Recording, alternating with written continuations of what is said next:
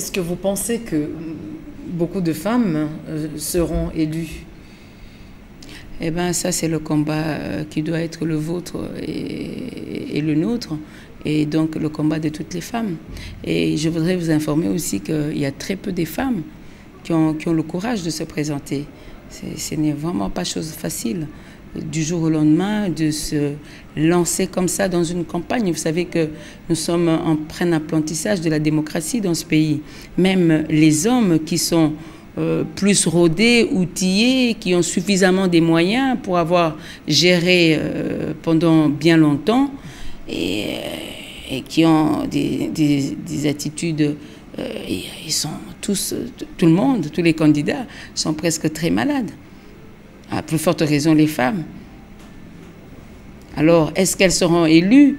Bon, là, ça dépendra du discours qui va être le nôtre et du soutien de toutes les autres femmes. Mais justement, beaucoup de femmes se plaignent également de ne pas avoir suffisamment de moyens pour se présenter. Oui, c'est ça. On a été reçus ce matin par Madame Annan, un groupe de femmes dans le cadre de concertation des femmes congolaises.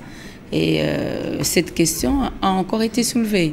Les femmes veulent participer dans la prise des décisions dans notre pays par les élections, c'est-à-dire en se présentant à tous les niveaux des élections, mais elles n'ont pas les moyens.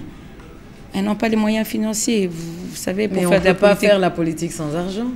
On ne peut pas faire la politique sans argent, mais on ne peut pas non plus pratiquer la politique de la chaise vide. Oui, mais comment faire la politique sans argent? Est-ce qu'on doit obtenir des faveurs parce qu'on est femme? Encore une fois, il n'y a pas de faveur. Ça va à l'encontre de la parité. Si on veut être égaux. Il n'y a pas de faveur à obtenir pour être élu.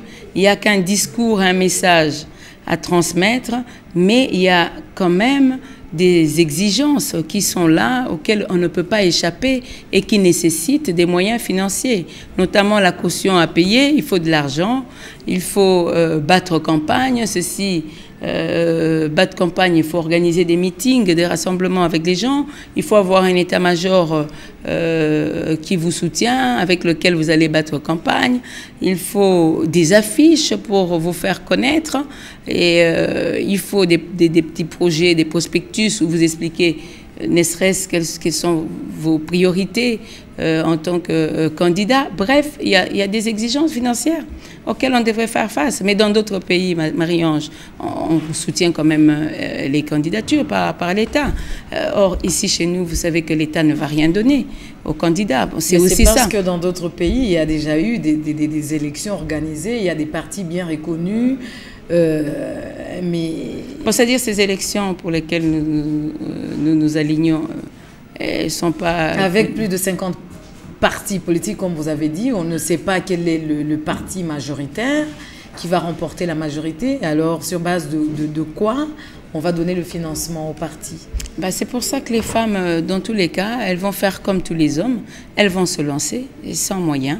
Et puis, avec le discours qui est le nôtre, bon, nous allons essayer de sensibiliser, de convaincre les hommes qui puissent aussi donner la chance à la femme qui représente quand même plus de la moitié de la population dans notre pays. C'est notre potentialité qu'il faut quand même utiliser pour le développement durable de notre pays.